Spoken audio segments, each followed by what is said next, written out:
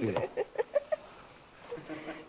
في بعد سؤال كتار بيحبوا يسألوا لصبوحة، بيقولوا انه اصعب شيء الوصول للقمة، ولكن الاصعب الاحتفاظ بالقمة. ممكن ببساطة نعرف منك انت شو عاملي لتحتفظي بالقمة؟ ليش انا وصلت للقمة؟ بعدني باول الطريق.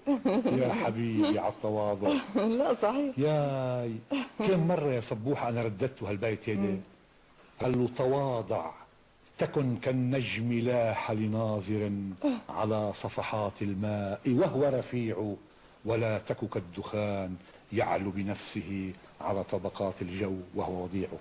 تأمل انه صبوحة بتقول انه بعدها طبعا شو بعدنا باول الطريق.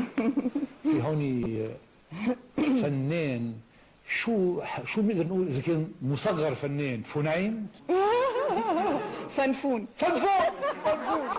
حبيب قلبي، فنفون اول مره فنفون فنفنف يا ده نفنف يا فنفنف نفنفت له شعراته فرد خطره بقى هذا النفنف او الفنفن او الفنفنف.